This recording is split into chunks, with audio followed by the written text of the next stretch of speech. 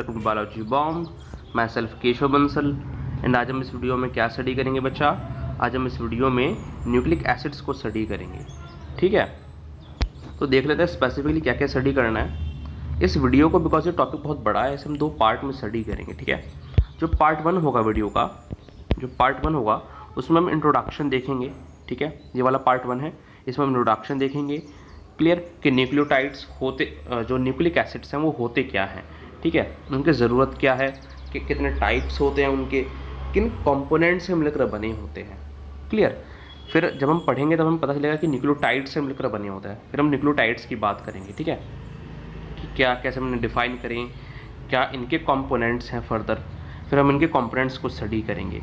तो इस वीडियो में हम सिर्फ क्या स्टडी करेंगे, हम नाइट्रोजनस बेसिस को स्टडी करेंगे। ठीक है, इनके कंपोनेंट्स के अंदर प्योरेंस एंड पायरिमिडिन्स। क्लियर, अगर आपको अभी टर्म समझ नहीं आ रही है कोई बात नहीं, आपको थोड़ी देर में समझ में आ जाएंगी। ठीक है, क्या न्यूक्लियोटाइड होता है, क्या नाइट्रोजनस बेस है, क्या प्योरेंस पायरिमिडिन्स है। क्लियर, तो उस चीज़ की फिक्र मत करो। यहाँ पर हम एक समरी ले रहे हैं कि आपको पता हो, ठीक है, कि इस पार्ट के अंदर कौन से टॉपिक पढ़ाए जाएंगे।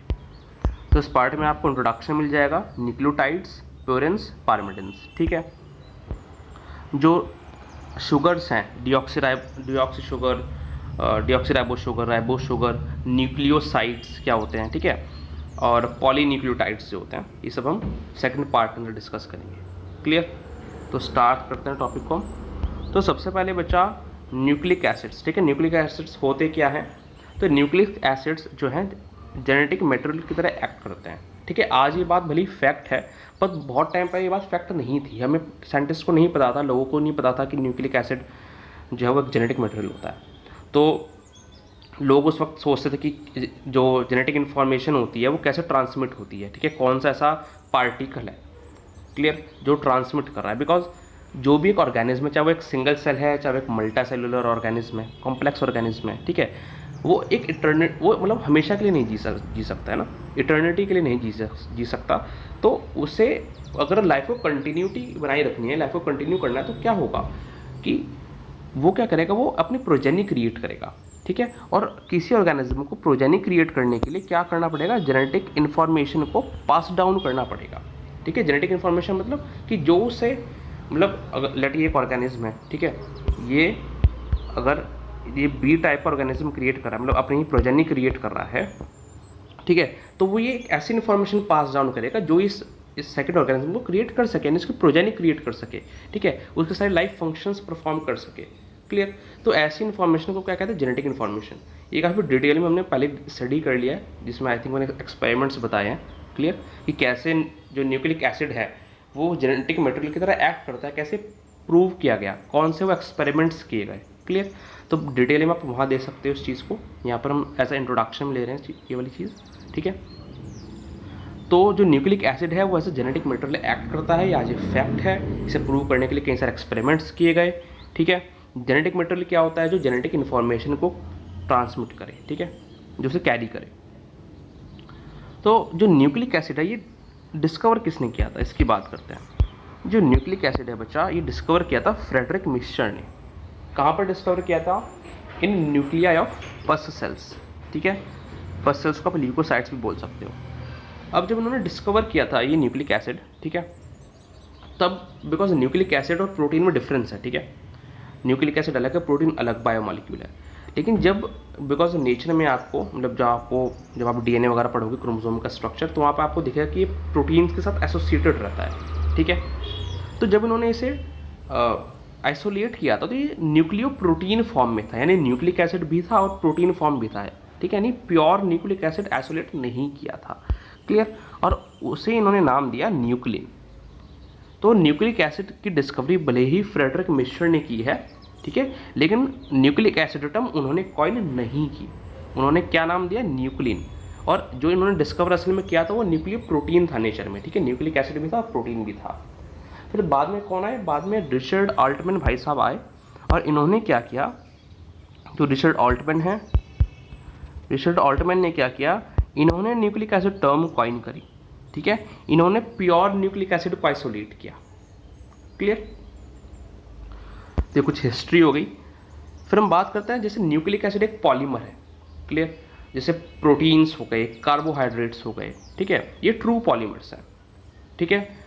इवन जैसे लिपिड्स भी हो गए, लिपिड्स पॉलीमर्स हैं बट ट्रू पॉलीमर्स नहीं है, ये चीज़ हम ऑलरेडी डिस्कस कर चुके हैं, ठीक है, जब मैं लिपिड्स वगैरह पढ़ा रहा था। तो ट्रू पॉलीमर्स और पॉलीमर्स में चलो आपको बता देता हूँ क्या डिफरेंस होता है कि ट्रू पॉलीमर्स में क्या होगा, एक पॉलीमर चीज़ है, लेट ये पॉलीमर है, ये बिग बॉक्स, ठीक है। तो पॉलीमर क्या कह रहा है कि मैं छोटी छोटी यूनिट से मिलकर बनाऊँ, ठीक है, जिन्हें मैं मोनोमर्स कह सकता हूँ। एक पॉलीमर एक बड़ी चीज़ छोटी छोटी यूनिट से मिलकर बनी होगी, क्लियर। अब अगर ये छोटी की छोटी यूनिट सारी आइडेंटिकल होंगी तो हम क्या कहेंगे, ये पॉलीमर ट्रू पॉलीमर है। जैसे कि प्रोटीन्स किससे मिलकर बने होते हैं, प्रोटीन्स अमाइनो एसिड से मिलकर बने होते हैं, डिफरेंट अमाइनो एसिड से मिलकर प्रोटीन्स बनेंगे, ठीक है। ऐसे कार्बोहाइड्रेट्स जो होते हैं वो क्या होते हैं, अगर कार्बोहाइड्रेट में हम पॉलीमर लें तो एक पॉलीसेकेराइड हुआ, ठीक है। तो पॉलीसेकेराइड क्या होगा, वो छोटे छोटे मोनोसेकेराइड यूनिट से मिलकर बना होगा, ठीक है। ऐसी जो न्यूक्लिक एसिड है वो ट्रू पॉलीमर होता है, ठीक है। ये किससे मिलकर बना होता है, ये छोटी छोटी सब यूनिट से मिलकर बना होता है, जिसे हम कहते हैं न्यूक्लियोटाइड्स। क्या कहते हैं बच्चा, न्यूक्लियोटाइड्स, ठीक है। जो लिपिड्स होते हैं वो ट्रू पॉलीमर्स नहीं होते, ठीक है। ये हमने ऑलरेडी डिस्कस कर लिया लिपिड्स की वीडियो के अंदर, बिकॉज वो डिफरेंट कंपोनेंट्स से मिलकर बने हैं, ठीक है। अब क्या कंपोनेंट्स होते हैं हम उस डिटेल में नहीं जाएंगे तो मैं आइडिया हो गया। तो न्यूक्लिक एसिड है, पॉलीमर है, ठीक है। पॉलीमर यानी छोटी छोटी सब यूनिट से मिलकर बना होगा। क्या वो छोटी छोटी सब यूनिट्स हैं, उन सब यूनिट्स को हम नाम दे रहे हैं न्यूक्लिक एसिड्स, ठीक है। तो हम कुल मिलाकर ये कह सकते हैं कि एक न्यूक्लिक एसिड क्या है, पॉलीन्यूक्लियोटाइड है, ठीक है। न्यूक्लिक एसिड क्या होता है, पॉलीन्यूक्लियोटाइड होता है, क्लियर। अब हम इनकी टाइप्स की बात करते हैं न्यूक्लिक एसिड्स के। तो आपको दो टाइप्स मिल जाएगा, RNA ribonucleic acid, DNA deoxyribonucleic acid. अब ये दोनों टाइप के जेनेटिक मटेरियल जो है वो डिफरेंट ऑर्गेनिज्म में पाए जाते हैं, ठीक है। डिफरेंट ऑर्गेनिज्म में एक्ट कर रहे हैं जेनेटिक मटेरियल, क्लियर। देख रहे थे किसके अंदर एक्ट कर रहे हैं। तो जो DNA है वो आपको लगभग सारी सेलुलर फॉर्म्स में मिल जाएगा, ठीक है, जितनी भी सेलुलर फॉर्म्स है लाइफ की, और आपको वायरसेस के अंदर मिल जाएगा, ज़्यादातर वायरसेस के अंदर, ठीक है। जबकि जो RNA होगा, RNA आपको कुछ वायरसेस में मिलेगा, लेकिन कुछ वायरसेस की भी किसमें सबसे ज़्यादा मिल जाएगा, प्लांट वायरसेस में। यानी अगर हम टोटल वायरसेस में देखें तो सिर्फ कुछ प्रोपोर्शन हुआ वायरसेस का, ठीक है। लेकिन उन प्रोपोर्शंस के अंदर अगर हम प्लांट वायरसेस को देखें तो प्लांट वायरसेस में अधिकतर कौन मिलता है, RNA एज जेनेटिक मटेरियल। ये बहुत इंपॉर्टेंट बात है, ठीक है। तो आपको ज़्यादातर प्लांट वायरसेस में RNA एज जेनेटिक मटेरियल मिलेगा, जैसे कि TMV टोबैको मोज़ेक वायरस, आपने स्टडी किया होगा इस चीज़ को, ठीक है। तो उसमें जो RNA होता है वो एज ए जेनेटिक मटेरियल की तरह एक्ट करता है, ठीक है।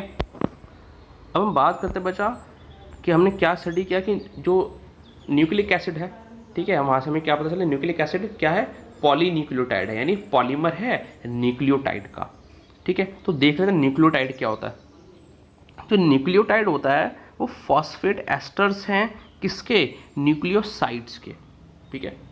अभी हम इस चीज़ को समझेंगे, ठीक है। पहले हम इसके कंपोनेंट्स समझने होंगे इसे समझने के लिए। तो न्यूक्लियोटाइड्स क्या है, फॉस्फेट एस्टर्स हैं न्यूक्लियोसाइड्स के, ठीक। ये 3 कंपोनेंट से मिलकर बने हैं। क्या वो कंपोनेंट हैं, जैसे न्यूक्लिक एसिड किससे मिलकर बना है, न्यूक्लियोटाइड्स से, ठीक है। ऐसे न्यूक्लियोटाइड्स किससे मिलकर बने हैं, 3 कंपोनेंट से।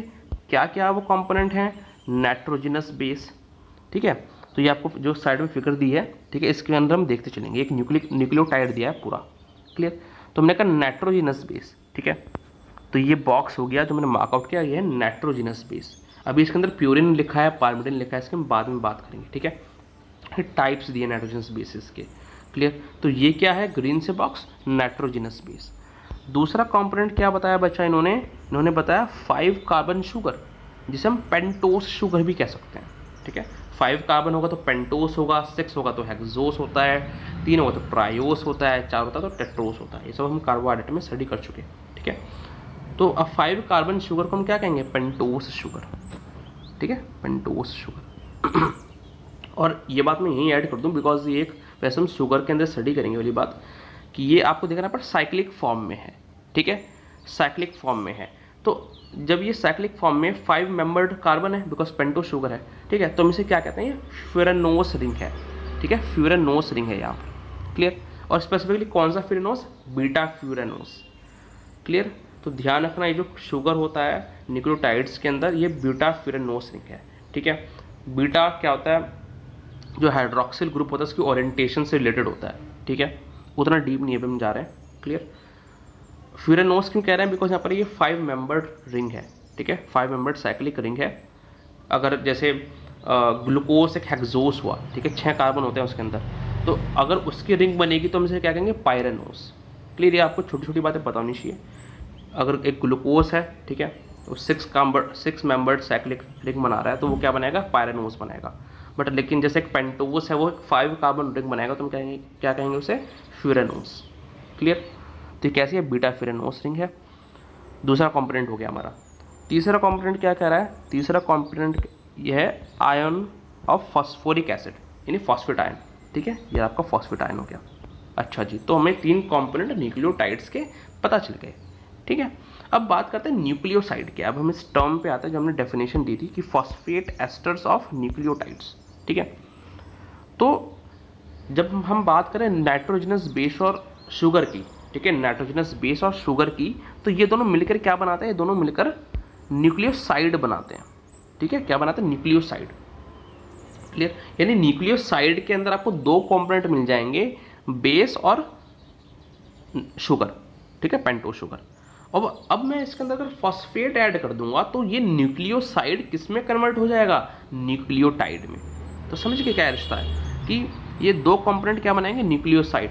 मैं इसके अंदर एक और कंपोनेंट ऐड करूँ तो जो कि फॉस्फोरिक एसिड का आयन है, यानी फॉस्फेट आयन है, तो ये क्या बन गया, अब ये न्यूक्लियोटाइड बन गया, क्लियर। तो अब हमें वो टर्म कुछ ना कुछ समझ में आने लगी।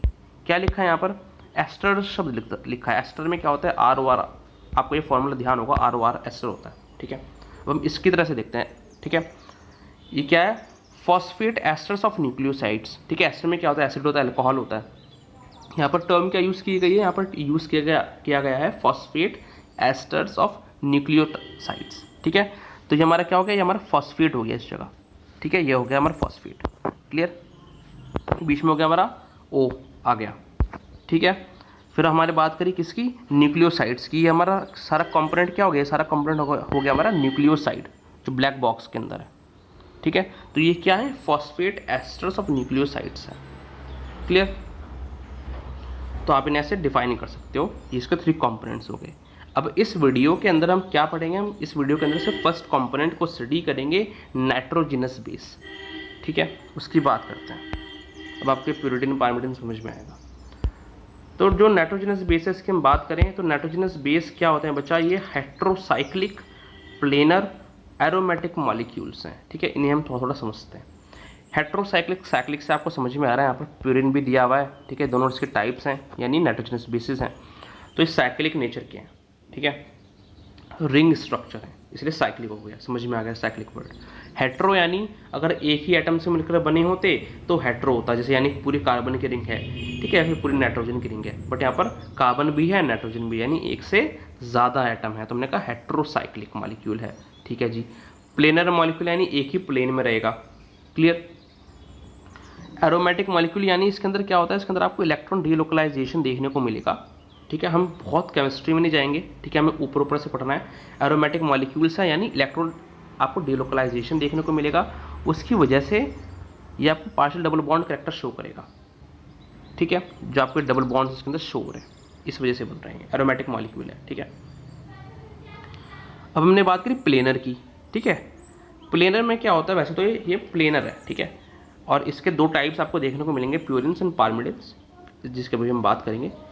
तो जो पायरिमिडिन्स होते हैं, जो पायरिमिडिन्स हैं ये सिंगल रिंग ये सिंगल रिंग स्ट्रक्चर, ठीक है, पायरिमिडिन्स, ये तो कम्प्लीटली प्लेनर होता है। बट जो प्यूरिन्स होते हैं, जो प्यूरिन्स है, प्यूरिन्स नियरली प्लेनर होते हैं, ठीक है। इसके अंदर स्लाइट पकड़ देखने को मिलता है, अभी हम सेपरेट वीडियो में स्टडी करेंगे पकड़ेंगे क्या होती है, ठीक है।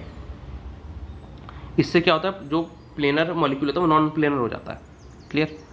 तो इस वजह से ये कम्प्लीटली प्लेनर नहीं होता, ठीक है। तो स्टिल अगर हम नाइट्रोजनस बेस की बात करें तो वहाँ पर हम प्लेनर लिखेंगे, ठीक है, बिकॉज पायरिमिडिन्स भी आ रहे हैं, ठीक है, और प्यूरिन्स भी नियरली प्लेनर है, क्लियर।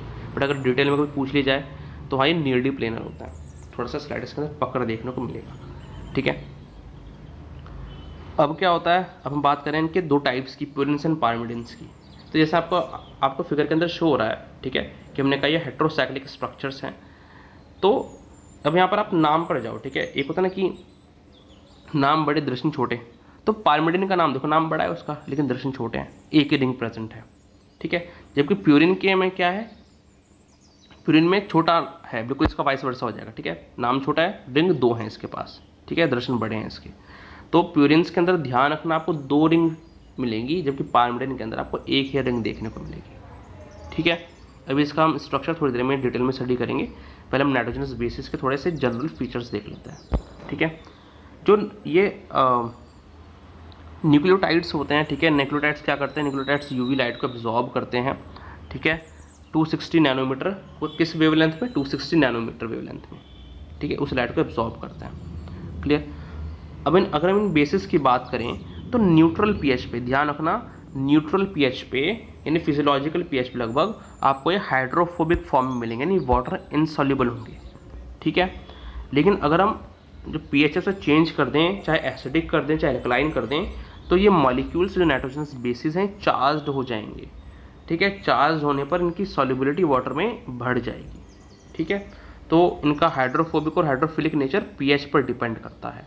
न्यूट्रल पीएच पे हाइड्रोफोबिक और एसिडिक या फिर एल्कलाइन पीएच पर इनकी जो वाटर में सॉल्युबिलिटी है वो इंक्रीज हो जाएगी, यानी वाटर सॉल्युबल बन जाएंगे, ठीक। अब एक और बात यहाँ पर लिखी है कि यहाँ पर आपको बेस स्टैकिंग देखने को मिलेगी। बेस स्टैकिंग क्या है कि लेट हमारे पास डीएनए का या फिर आरएनए का स्ट्रैंड है, एक सिंगल स्ट्रैंड है, ठीक है। तो हमने कहा कि जो न्यूक्लियोटाइड है, लेट डीएनए है यानी न्यूक्लिक एसिड है, ठीक है, किससे मिलकर बना होगा, न्यूक्लियोटाइड से मिलकर बना होगा। अब न्यूक्लियोटाइड्स के अंदर मैंने बताया 3 कंपोनेंट्स हैं, ठीक है। नाइट्रोजनस बेस है, आपका शुगर प्रेजेंट है और फॉस्फेटाइन प्रेजेंट है, ठीक है। ये भी क्वेश्चन बहुत इंपॉर्टेंट है जो मैं आपको बताने जा रहा हूँ कि अगर हम इस स्ट्रैंड की बैकबोन की बात करें, यानी न्यूक्लिक एसिड का बैकबोन कौन बनाता है, न्यूक्लिक एसिड का बैकबोन जो बनाता है वो है आपका शुगर एंड फॉस्फेटाइन, यानी जो स्ट्रैंड आपको दिख रहा है, ठीक है, ये इसकी बैकबोन क्या है, ये बना किससे है, शुगर फॉस्फेट से बना है। तो हमने कहा भाई नाइट्रोजनस बेस कहाँ गया, तो नाइट्रोजनस बेस ऐसे साइड में लटक रहा होता है, ठीक है, आप ऐसे एज्यूम कर लो, ठीक है। ये ऐसा क्या है, ऐसे साइड ग्रुप होता है, क्लियर। अब क्या होगा कि ऐसी दूसरा लेट ये डीएनए है, दूसरा स्ट्रैंड भी होगा, ठीक है, उसकी भी बैकबोन किससे बनी है, शुगर से बनी है और फॉस्फेट से बनी है, बात इंपॉर्टेंट है, ठीक है। और जो नाइट्रोजनस बेसिस होंगे वो साइड में लटक रहे होंगे, ठीक है। अब क्या होता है, ये जो बेसिस होते हैं, ठीक है, ये जो बेसिस क्या करते हैं, इनकी जो रिंग, बिकॉज रिंग स्ट्रक्चर्ड है, ठीक है, ये नाइट्रोजनस बेसिस रिंग हमें शो हो रही है, ठीक है। तो रिंग क्या होते हैं, एक दूसरे के ऊपर पैरेलली आती हैं, ठीक है, यानी पैरेलल रिंग प्रेजेंट है, ठीक है। जैसे अगर ये एक रिंग प्रेजेंट है, ये पैरेलली अरेंज्ड है एक दूसरे के ऊपर, ठीक है, इसे हम कहते हैं बेस स्टैकिंग, इसी फिनोमेना को हम कहते हैं बेस स्टैकिंग, ठीक है। अभी जो सिंपल सी बात है, यानी जो नाइट्रोजनस बेसिस हैं, ठीक है, इनकी जो रिंग्स हैं पैरेलल हैं एक दूसरे के ऊपर, like a stack of coins, ठीक है। जब कोई चीज़ पैरेलल होगी तो ऐसा स्टैक ऑफ कॉइन्स शो होगी, ठीक है, अरेंजमेंट बता रहे हैं उसका। इसी फिनोमेना को हम क्या कहते हैं, बेस स्टैकिंग। अब ये बेस स्टैकिंग होती कैसे है, ठीक, कुछ इंट्रैक्शंस हो रहे होंगे इनके बीच में, तभी बेस स्टैकिंग हो रही है। तो बेस स्टैकिंग में कौन से वाइंडिंग फोर्सेस हैं, वैन डर वाल फोर्सेस एंड डाइपोल इंट्रैक्शंस, ठीक है। इस वजह से ये स्टैक लाइक मैनर में अरेंज्ड है, ठीक है। इसका फंक्शन क्या है, बेस स्टैकिंग का क्या लाभ है इसका, कि ये डीएनए के जो न्यूक्लिक एसिड है उसका जो 3D स्ट्रक्चर है, ठीक है, चाहे डीएनए हो चाहे आरएनए हो, उसे स्टेबलाइज करने का काम कर रही है, ठीक है। अच्छा जी, अब जैसा मैंने आपको यहाँ पर बताया, जब हम आखिरी में पहुँचेंगे ना, पॉलीन्यूक्लियोटाइड हम स्टडी करेंगे, तो वहाँ पर हम लास्ट में स्टडी करेंगे डिफरेंट टाइप के बॉन्ड्स, ठीक है। फॉस्फोडाइस्टर बॉन्ड क्या होता है, किन के बीच बनता है, एन ग्लाइकोसाइडिक बॉन्ड का बनता है, ठीक है। एक और बॉन्डिंग होती है इसके अंदर, हाइड्रोजन बॉन्डिंग, ठीक है, उसे हम यहाँ देख लेते हैं, वो भी हम देखेंगे वहाँ पर, उसे हम यहाँ देख लेते हैं, बिकॉज वो किससे रिलेटेड है, वो नाइट्रोजनस बेसिस से रिलेटेड है। यानी जैसे आपको मैंने नाइट्रोजन, ये ब्लैक कलर से डबल स्ट्रैंडेड डीएनए है, ठीक है, इसके 2 स्ट्रैंडेड, ठीक है।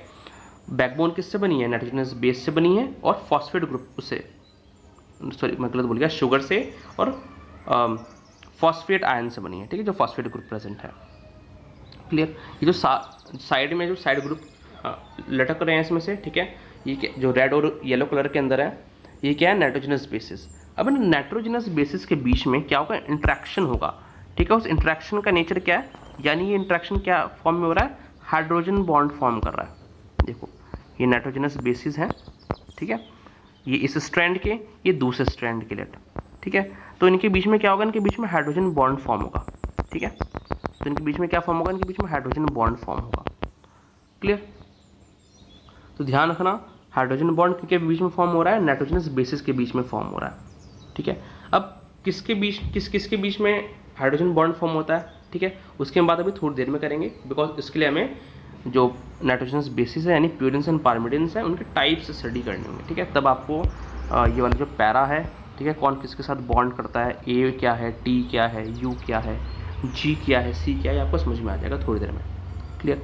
अभी आपको मेन बात क्या समझनी थी इसके अंदर, कि हाइड्रोजन बॉन्ड फॉर्म होते हैं नाइट्रोजनस बेसिस के बीच में, ठीक है। यानी नाइट्रोजनस बेसिस एक दूसरे से हाइड्रोजन बॉन्ड फॉर्म कर रहे हैं और स्टेबलाइज कर रहे हैं डीएनए का स्ट्रक्चर, ठीक है बच्चा। अब हमने पढ़ा था प्यूरिन्स एंड पायरिमिडिन्स को, ठीक है। तो हमने क्या बात बताई थी कि प्यूरिन्स का क्या नाम हिसाब है। सबसे पहले आप पायरिमिडिन की बात ध्यान रखो। पायरिमिडिन में क्या है कि नाम बड़े दर्शन छोटे, यानी वहाँ पर नाम बड़ा है पायरिमिडिन का, ठीक है, बट दर्शन छोटा है, यानी सिंगल रिंग प्रेजेंट है। जबकि प्यूरिन के अंदर उल्टा होगा, प्यूरिन का नाम छोटा है लेकिन दर्शन बड़े हैं, तो यहाँ पर डबल रिंग स्ट्रक्चर प्रेजेंट है, ठीक है। अभी हम ये सारे स्ट्रक्चर यहाँ ड्रॉ करके देखेंगे। क्लियर। इस स्ट्रक्चर से इंपॉर्टेंट है, ध्यान रखना। अब अगर हम बात करें डीएनए और आरएनए की, ठीक है, डीएनए और आरएनए में आपको दोनों ही सेम प्यूरिन्स देखने को मिलेंगे, यानी दोनों ही सेम टाइप के नाइट्रोजनस बेसिस देखने को मिलेंगे, एडेनिन एंड ग्वानिन। तो एडेनिन ग्वानिन आपको डीएनए में भी मिल जाएंगे, सॉरी, एडेनिन ग्वानिन आपको डीएनए में भी मिल जाएंगे एंड एडेनिन ग्वानिन आपको आरएनए में भी मिल जाएंगे, ठीक है। अब हम बात करते हैं कि एडेनिन और ग्वानिन के अंदर स्पेसिफिक ग्रुप्स क्या क्या प्रेजेंट होते हैं। वो पता करने से पहले हमें इसके बीच में नंबरिंग समझनी होगी, हम कैसे इसे नंबरिंग प्रोवाइड करते हैं, ठीक है। अगर हम एडेनिन की बात करें, क्लियर। अच्छा, ये जो प्यूरिन्स के अंदर जैसे नंबरिंग दे रहे हैं ना, पायरिमिडिन्स के अंदर थोड़ा इसका अपोजिट होगा। क्लियर। तो आप नंबरिंग पे ध्यान रखना। तो सबसे पहले आपको जो नाइट्रोजन शो हो रहा है इसे हमने नंबर 1 दिया, सॉरी इस वाले को नहीं, इसे हमने नंबर 1 दिया, ठीक है। नंबर 1 दिया, number 2, number 3, number 4, number 5, number 6, ठीक है। सबसे पहले हमने जो ये 6 एटम के रिंग है इसे हमने कंप्लीट किया, ठीक है, 6 मेंबर जो रिंग है। क्लियर। 1 2 3 4 5 6, ठीक है। फिर हम क्या करेंगे, फिर हम दूसरे रिंग को नंबरिंग करेंगे, 7 8 9, ठीक है। नंबरिंग समझ में आई। फिर से करते हैं ग्वानिन के अंदर 1 2 3 4 5 6, ये वाली कंप्लीट हो गई। दूसरी की बारी 7 8 9, ठीक। अब देखते हैं,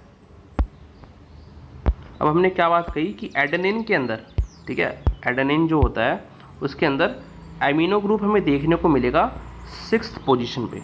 देख लेते हैं एडेनिन में, हाँ हमें 6th पोजीशन पे एमिनो ग्रुप देखने को मिल रहा है, ठीक है। ग्वानिन की बात करें तो ग्वानिन में क्या कह रहा है, ग्वानिन में आपको एमिनो ग्रुप देखने को मिलेगा 2nd पोजीशन पे। हाँ जी, हमें 2nd पोजीशन पे एमिनो ग्रुप देखने को मिल रहा है, ठीक है। और 6th पोजीशन पे हमें क्या देखने को मिल रहा है, कार्बोनिल ग्रुप। हाँ भाई, 6th पोजीशन पे हमें कार्बोनिल ग्रुप देखने को मिल रहा है, ठीक है।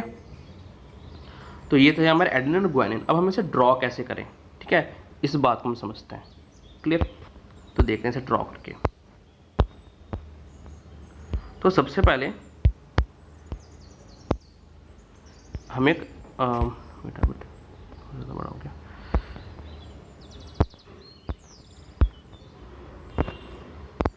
इतना रखते हैं। अब सबसे पहले हम एडेनिन को ड्रॉ करेंगे, ठीक है। तो 2 रिंग बनानी है हमें, बिकॉज हमें पता है, ठीक है, इसका नाम छोटा बस इसके दर्शन बड़े। अब हमें क्या करना है, हमें 2 रिंग बनानी है और ये बात हमें ध्यान रखनी है कि पहले रिंग जो है वो 6 मेंबर्ड है, दूसरी रिंग 5 मेंबर्ड है, ठीक है। पहले रिंग 6 मेंबर्ड है, दूसरी रिंग 5 मेंबर्ड है। तो ये 1 2 3 4 5 6, ठीक है। और ये हो गई हमारी, ठीक है, 1 2 3 4 5, ठीक है, ये 5 हो गई। इस कलर से शो कर देता हूँ आपको, 1 2 3 4 5, ठीक है। तो पहले 6 वाली फिर 5 वाली, ठीक है। कब इनका जो एटम का नंबर है वो ध्यान रखना, वरना स्ट्रक्चर गड़बड़ हो जाएगा आपका, ठीक है। तो सबसे पहले हमने 6 और 5 की रिंग बना दी, ठीक है बच्चा। उसके बाद हम क्या करेंगे, इसके बाद हम जो सीक्वेंस है वो ध्यान रखना, ठीक है। उसके बाद हम क्या करेंगे, उसके बाद हम नाइट्रोजन को सेट करेंगे, ठीक है। एक नाइट्रोजन यहाँ पर इस रिंग में, एक यहाँ पर, ठीक है। तो इस रिंग के अंदर 2 नाइट्रोजन हो गए, ऐसे उस रिंग के अंदर 2 नाइट्रोजन लगेंगे, एक यहाँ पर हो गया, एक यहाँ पर, ठीक है। तो दोनों रिंग के अंदर हमने 2 नाइट्रोजन लगा दिए, ठीक है। कुछ चीज़ें तो आपको ऑब्वियसली बात आपको याद रखनी होगी, लेकिन आप एक सीक्वेंस वे में याद रखोगे तो आपको पूरा स्ट्रक्चर याद रहेगा, ठीक है। हर एक चीज़ याद रखने की ज़रूरत नहीं है, आपको चीज़ें याद आती चली जाएंगी अपने आप, ठीक है। तो पहले हमने 6 और 5 mm रिंग बनाई, हमने दोनों रिंग के अंदर 2 नाइट्रोजन रख दिए, क्लियर। अब हमें क्या करना है, अब हम जो ग्रुप है ग्रुप्स लगाएंगे हम, ठीक है। अगर हम एडेनिन लगा रहे हैं, तो एडेनिन में हमने क्या कहा था कि हमारा जो 6th कार्बन है, ठीक है, 6th कार्बन पे हमारा क्या होगा, हमारा एमिनो ग्रुप प्रेजेंट होगा, ठीक है। पर इसकी नंबरिंग भी दे देते हैं हम, क्या करते हैं नंबरिंग भी दे देते हैं। हमें पता है कि ये वाला फर्स्ट कार्बन होगा, सॉरी फर्स्ट नंबर होगा, 2nd 3rd 4th 5 6, ठीक, 7 8 9, ठीक है। हमने नंबरिंग दे दी, अब इजी रहेगा हमारे लिए। अब हम क्या करते हैं, हमने कहा एडेनिन अगर बना रहे हैं इतना आपको ध्यान रखना होगा कौन सा ग्रुप किस में प्रेजेंट है, ठीक है। आप स्ट्रक्चर पर ड्रॉ कर सकते हो। सबसे पहले वापस बात करते हैं, 6 मेंबर 5 मेंबर रिंग, नाइट्रोजन को हमने प्लेस कर देना है, 2 नाइट्रोजन इसमें 2 नाइट्रोजन उसमें, फिर हमने नंबरिंग देनी है, नंबरिंग भी हमें आ गई, ठीक है। अब हमने कहा 6 कार्बन पे हमारा एमिनो ग्रुप प्रेजेंट है, ठीक है। एमिनो ग्रुप हमारा 6 कार्बन पे प्रेजेंट है, ठीक है, प्रेजेंट हो गया। इसके बाद हमें क्या करना है एडेनिन के अंदर, बिकॉज हमने एक ही ग्रुप पढ़ा है एमिनो ग्रुप 6 कार्बन पे, ठीक है। अब हम क्या करते हैं, हम डबल बॉन्ड प्रोवाइड करेंगे, डबल बॉन्ड बिकॉज ये एरोमेटिक मॉलिक्यूल है, ठीक है। तो ऑल्टरनेटिव वे में डबल बॉन्ड प्रोवाइड कर दो, पहले 6 मेंबर रिंग के अंदर, ठीक है। ये हो गया, ये हो गया और ये हो गया, ठीक है। ऑल्टरनेटिव वे में डबल बॉन्ड प्रोवाइड कर दिए। अब बात आती है 5 मेंबर रिंग की, ठीक है। अब आप कह सकते हो अगर इसके अंदर बिकॉज ये 5 मेंबर्ड है, ठीक है, तो या तो मैं यहाँ पर डबल बॉन्ड प्रोवाइड करूँ या फिर यहाँ पर डबल बॉन्ड प्रोवाइड करूँ। तो कहाँ डबल बॉन्ड प्रोवाइड करूँ, बिकॉज दोनों तो कर नहीं सकते, बैलेंस डिस्टर्ब हो जाएगी, ठीक है। तो हम क्या करते हैं, बिकॉज 2 नाइट्रोजन है यहाँ पर चॉइस, ठीक है। एक 9 नंबर पे, एक 7 नंबर पे है, तो हम किस पे लगाएं, जो पहले आया उस पर लगाते हैं, ठीक है। दोनों में लड़ाई बज रही है, तो 7 ने कहा मैं पहले आया, ठीक है, तो मुझ पर बॉन्ड लगाओ डबल बॉन्ड, ठीक है। तो हमने 7 पर डबल बॉन्ड लगाया, ठीक है। पर ध्यान रखना है कहानी, ठीक है। तो 7 नाइट्रोजन और 8 नंबर पर जो कार्बन है उनके बीच डबल बॉन्ड फॉर्म हो गया, क्लियर। तो ये जो हमारा ये स्ट्रक्चर हमारा कंप्लीट हो गया, ठीक है। जहाँ पर अब हाइड्रोजन है वहाँ पर आप हाइड्रोजन लगा सकते हो, बिकॉज नाइट्रोजन की 3 वैलेंसी है, तो यहाँ पर एक हाइड्रोजन लग गया, ठीक है। ऐसे कार्बन की जो वैलेंसी होगी 1 2 3 4, यहाँ पर भी एक हाइड्रोजन लग गया। इस तरह आप हाइड्रोजन तो सब बच्चा लगा सकता है, ठीक है। तो हमारा एडेनिन का स्ट्रक्चर हो गया। सबसे पहले हमने क्या किया, मेंबर रिंग ली 6 5, ठीक है। नाइट्रोजन प्लेस किए, दोनों में 2 नंबरिंग प्रोवाइड करी। अभी नंबरिंग ध्यान रखना है पारमिडिन के अंदर किस तरीके से हो रही है, बिकॉज प्यूरिन्स के अंदर किस तरीके से हो रही है, बिकॉज पारमिडिन्स के अंदर अपोजिट होगी, ठीक है। तो हमने इस वाले नाइट्रोजन को नंबर 1 दिया, ठीक है। यहाँ से हमने शुरू कर दी काउंटिंग, और ध्यान रखना नंबर 2 इसे मत देना, बिकॉज नाइट्रोजन भाई नंबर 2 आप अगर दे रहे हो तो किसे दे रहे हो, आप कार्बन को नंबर 2 दे रहे हो, तो नाइट्रोजन का नंबर कम हो जाएगा, ठीक है। बट नाइट्रोजन को हम नंबर ज़्यादा प्रायोरिटी देंगे, ठीक है। तो नंबर 1 नंबर 2 नंबर 3, ठीक है। ऐसे नहीं करना नंबर 1 नंबर 2 नंबर 3 नंबर 4, ऐसे नहीं करना है, ठीक है, बिकॉज नाइट्रोजन का फिर नंबर कम आ जाएगा, क्लियर। तो नाइट्रोजन को हमें प्रायोरिटी देनी है। तो नंबर 1 एक को किसी ना किसी को पहला रखना ही पड़ेगा, तो हमने एक को पहला रखा और दूसरे को तीसरा रख दिया, ठीक है। अच्छा जी, फिर हमने क्या किया, फिर हमने जो ग्रुप है ग्रुप लगाया हमने, ठीक है। एडेनिन है तो हमने 6th पोजीशन पे अमीनो ग्रुप लगा दिया, फिर हमने डबल बॉन्ड प्रोवाइड कर दिए। इस वाली में ऑल्टरनेट है लगे हैं डबल बॉन्ड, ठीक है। ये बात ध्यान रखना, डबल बॉन्ड बाद में लगाना, ठीक है, ग्रुप लगाने के बाद। ये अभी हम जब ग्वानिन का स्ट्रक्चर देखेंगे ना, वहाँ में समझ में आएगा क्यों, ठीक है, वरना हौश पोश हो जाएगी। तो ग्रुप लगा दिए, उसके बाद आपको डबल बॉन्ड लगाने हैं। 6 के अंदर आराम से ऑल्टरनेटिवली लग जाएंगे।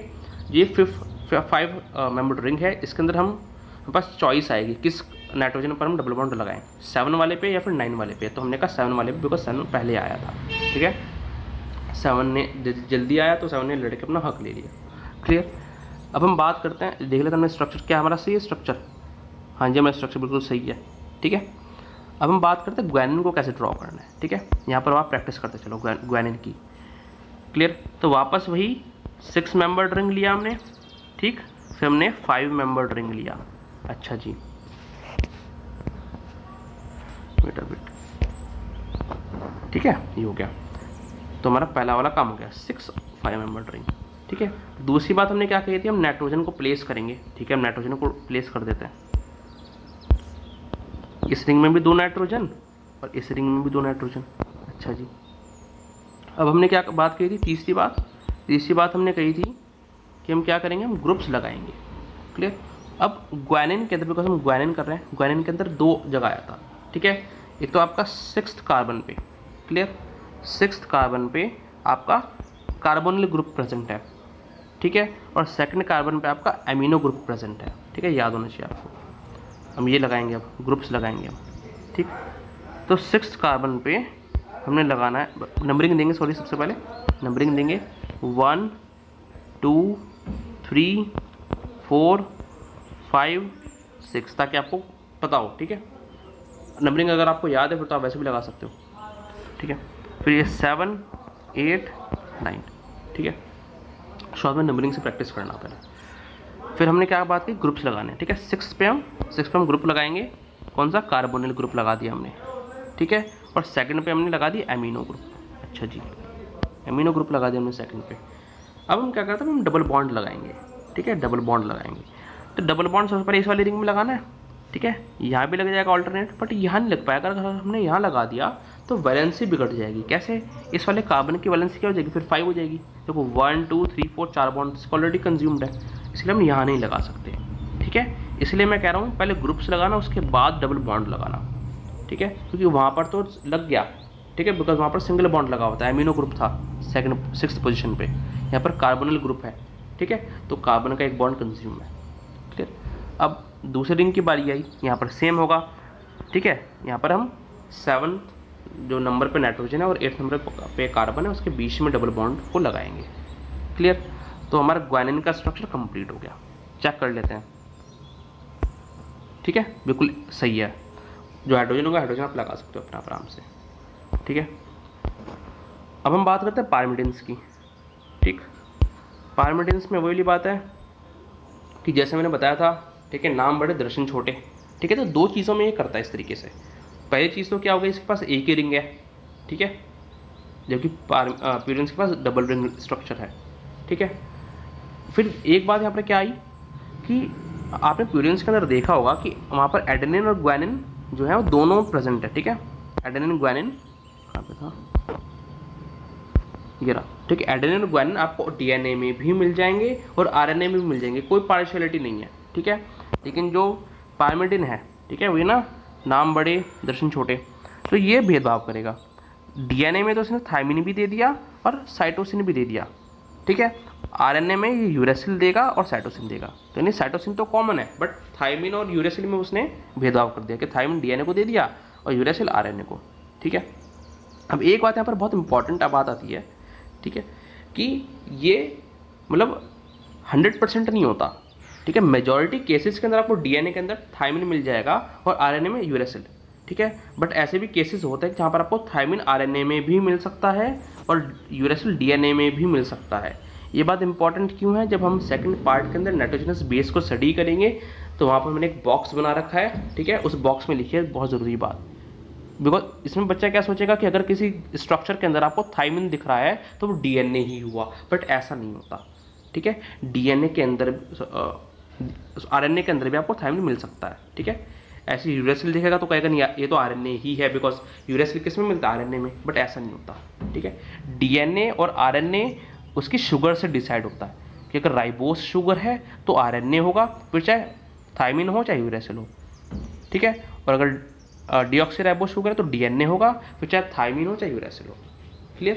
तो ये इंपॉर्टेंट बात है, ये आपको मेजॉरिटी में बताया गया है, ठीक है, कि थायमिन जनरली डीएनए में मिलता है और यूरेसिल आपको आरएनए में मिलता है। अब थायमिन के अंदर क्या होता है, थायमिन के अंदर आपको 5th पोजीशन पे, अब पहले हम इसकी नंबरिंग करते हैं, ठीक है, नंबरिंग करेंगे तो हमें समझ में आ जाएगा पोजीशन। अब यहाँ पर जो नंबरिंग होती है यहाँ पर थोड़ी अलग तरीके से नंबरिंग होती है, ठीक है। यहाँ पर एक तो एक रिंग प्रेजेंट है, क्लियर, हमें एक रिंग शो हो रही है। दूसरी बात, प्यूरिन्स के अंदर हमने क्या किया था, इसे 1 दिया था, इसे 2 और इसे 3, है ना, ऐसे किया था हमने। पर मैंने क्या कहा था कि पायरिमिडिन्स के अंदर हम अपोजिट करेंगे। कैसे, हम इस बार इसे 1 देंगे, ठीक है, 1 दिया हमने, 2 दिया, 3, 4, 5, 6, ठीक है, 1, 2, 3, 4, 5, 6, ठीक है, 1, 2, 3, 4, 5 और 6, ठीक है। नंबरिंग समझ में आ गई। प्यूरिन्स के अंदर हमने कैसे किया था, इसे प्यूरिन के अंदर हमने 1 दिया था इस वाले नाइट्रोजन को, ठीक है, फिर हमने इसे 3 दिया था, ऐसे करके चले थे हम इस तरीके से, ठीक है। यहाँ पर हम कैसे चल रहे हैं, यहाँ पर हम ऐसे चल रहे हैं इस तरीके से, ठीक है। तो ये बात ध्यान रखना, इनकी नंबरिंग का डिफरेंस है। अब हम देखते हैं ग्रुप्स की बात करते हैं, ठीक है, अब हमें समझ में आ जाएगा। थायमिन के अंदर आपको मिथाइल ग्रुप देखने को मिलेगा, ठीक है, 5th पोजीशन पे, क्लियर, देख लेते हैं 5th पोजीशन पे थायमिन के अंदर हमें मिथाइल ग्रुप देखने को मिल गया। अच्छा जी, और क्या कह रहा है ये कि 4th और 2nd पोजीशन पे आपको क्या देखने को मिलेगा, कार्बोनिल ग्रुप। तो हाँ, 4th पोजीशन पे कार्बोनिल ग्रुप है, 2nd पोजीशन पे कार्बोनिल ग्रुप है। अच्छा, यूरेसिल के अंदर क्या होगा, यूरेसिल के अंदर आपको बिल्कुल थायमिन जैसा स्ट्रक्चर है, बस आपको मिथाइल ग्रुप नहीं मिलेगा कार्बन 5th पोजीशन पे, ठीक है। तो ये दोनों ग्रुप तो प्रेजेंट हैं एज यूजुअल जैसे थायमिन में थे, ठीक है, 2nd और 4th कार्बन पे कार्बोनिल ग्रुप, 5th पर बट आपको मिथाइल ग्रुप नहीं मिलता है, क्लियर। साइटोसिन के अंदर क्या होगा, साइटोसिन के अंदर आपको जो 4th कार्बन है वहाँ पर आपको एमिनो ग्रुप मिलेगा और 2nd कार्बन पे आपको कार्बोनिल ग्रुप मिलेगा, ठीक है। 4th कार्बन पे आपको एमिनो मिला, 2nd पे आपको कार्बोनिल ग्रुप मिला, ठीक है। ग्रुप्स आपको ध्यान रखने पड़ेंगे, क्लियर। अब हम स्ट्रक्चर ड्रॉ करते हैं, ठीक है, स्ट्रक्चर की प्रैक्टिस करते हैं थोड़ी सी। तो सबसे पहली बात हम रिंग बनाएंगे, ठीक है, रिंग बनाई है हमने, पायरिमिडिन स्टडी करा तो एक ही रिंग होगी, क्लियर। अब क्या होगा, इस पायरिमिडिन के रिंग के अंदर हमने कहा नाइट्रोजन प्लेस करना है हमें, ठीक है, तो वैसे हमने नाइट्रोजन प्लेस कर दिए, क्लियर। नंबरिंग देते हैं 1, 2, 3, 4, 5, 6, ठीक है। थायमिन की अगर हम बात करें, अगर ये थायमिन है, ठीक है, अगर थायमिन है तो थायमिन में क्या होगा, 2, 4 और 5th पोजीशन पे, ठीक है, 2 और 4 पोजीशन पे हमें क्या देखने को, कार्बोनिल ग्रुप, ठीक है। तो वेट एबिलिटी मैंने गलत बना दिया, ठीक है, ये हमने प्यूरिन वाला बना दिया, ठीक है। देखो 1, 2, 3, 4, 5, 6, देखा, इस चीज़ का ध्यान रखना है इसलिए। तो हमने कहा 4th पोजीशन पे और 2nd पोजीशन पे हमें कार्बोनिल ग्रुप देखने को मिलेगा, ठीक है, दोनों पे हमें कार्बोनिल ग्रुप। तो यहाँ पर भी हमने कार्बोनिल लगा दिया, यहाँ पर भी हमने कार्बोनिल लगा दिया। 5th पोजीशन पे हमें मिथाइल मिल रहा था, इसके अंदर थायमिन के अंदर, यहाँ पर हमने मिथाइल ग्रुप लगा दिया, ठीक है। तो हम डबल बॉन्ड लगाते हैं, क्लियर। तो इसमें सिर्फ यहाँ पर डबल बॉन्ड आएगा, ठीक है, बिकॉज और जगह क्या है हमारे पास, और जगह हमारे पास कार्बोनिल ग्रुप प्रेजेंट है, तो वैलेंसी डिस्टर्ब हो जाएगी, ठीक है। तो बेटा कार्बन यहाँ पे आएगा आपका डबल बॉन्ड से,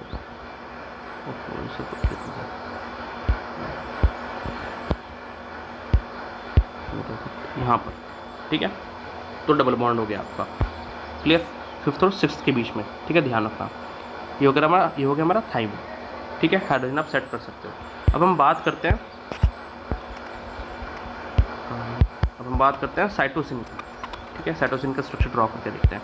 जैसे जैसे आप प्रैक्टिस करते जाओगे आपको आता जाएगा, ठीक है, बट रेगुलर प्रैक्टिस करनी बहुत ज़रूरी है, क्लियर। तो जैसे हम पायरिमिडिन की बात कर रहे हैं, साइटोसिन की हमने 6 मेंबर्ड रिंग बना दी, नाइट्रोजन प्लेस कर दिए, पायरिमिडिन के अंदर किसे हम पहले देंगे, इस वाले को, 1 2 3 4 5 6, ठीक है। अब क्या करेंगे अब हम ग्रुप्स लगाएंगे। साइटोसिन में क्या था, थायमिन की तरह, सबसे पहले हम यूरेसिल की बात करते हैं, ठीक है। यूरेसिल की हम बात करेंगे सबसे पहले। यूरेसिल में क्या था कि थायमिन की जैसा स्ट्रक्चर था, यानी सेकंड पोजीशन पे भी कार्बोनिल ग्रुप है और फोर्थ पर भी, ठीक है। फिफ्थ पर मिथाइल ग्रुप नहीं है, ठीक है। अब क्या लगाएंगे, अब डबल बॉन्ड लगाएंगे। डबल बॉन्ड लगा दिया हमने, ठीक है। तो हमारा कौन सा स्ट्रक्चर बन गया, हमारा यूरेसिल बन गया, क्लियर। अब हम बात करते हैं किसकी, हम बात करते हैं साइटोसिन स्ट्रक्चर की, ठीक है। साइटोसिन की हम बात करते हैं, ठीक है। हमारा क्या हो गया, हमारा थायमिन हो गया और हमारा यूरेसिल हो गया। अब हम साइटोसिन की बात करें, क्लियर। तो साइटोसिन में क्या हो रहा है, वापस से हम रिंग ड्रॉ करेंगे, वापस हम रिंग ड्रॉ करेंगे, नाइट्रोजन प्लेस करेंगे, ठीक है। अब क्या करेंगे, हम नंबरिंग प्रोवाइड करेंगे, 1 2 3 4 5 6, ठीक है। साइटोसिन में हमने क्या कहा था कि सेकंड और फोर्थ पोजीशन पे हमारे ग्रुप प्रेजेंट हैं। कौन कौन से, सेकंड पोजीशन पे हमारा कार्बोनिल ग्रुप प्रेजेंट है और फोर्थ पोजीशन पे हमारा एमिनो ग्रुप प्रेजेंट है। अच्छा, ठीक है, ग्रुप्स हो गए। अब हम डबल बॉन्ड प्रोवाइड कर देते हैं। यहाँ तो सब जगह डबल बॉन्ड अब तक हमने लगा देखा है, ठीक है। अब हम यहाँ पर भी डबल बॉन्ड लगा देंगे। क्यों, बिकॉज पहले वहाँ पर फोर्थ पोजीशन पे कार्बोनिल ग्रुप प्रेजेंट था, तो डबल बॉन्ड लगाने पर क्या हो जाता है, डिस्टर्ब हो जाती है वैलेंसी, ठीक है, बिकॉज ऑल्टरनेट डबल बॉन्ड लगता है, ठीक है। तो यहाँ पर इस बार एमिनो ग्रुप प्रेजेंट है तो बॉन्ड खाली है, तो डबल बॉन्ड हमारा लग जाएगा, क्लियर। तो ये हमारा हो गया साइटोसिन का स्ट्रक्चर, ठीक है। तो जो पार्ट 1 में टॉपिक्स डिस्कस करने थे वो कंप्लीट हो गए, क्लियर। पार्ट 2 का जो लिंक है आपको डिस्क्रिप्शन बॉक्स में मिल जाएगा, ठीक है। तो वीडियो अच्छा लगा, वीडियो को लाइक करें, चैनल को सब्सक्राइब करें एंड जो भी सारी वीडियोज़ हैं उन्हें शेयर करें ताकि और की भी हेल्प हो सके। एंड प्लीज़ डोनेट करें 110 रुपीज़ पर मंथ। इससे आपकी लाइफ में, मेरी लाइफ में एंड इस वर्ल्ड में डिफरेंस क्रिएट होगा and I will be more motivated कि मैं आपको नोबल सर्विस प्रोवाइड कर सकूँ, बेटर बुक्स एंड टेक बाय कर सकूँ। तो thank you from Balaji bomb, see you next time, take care.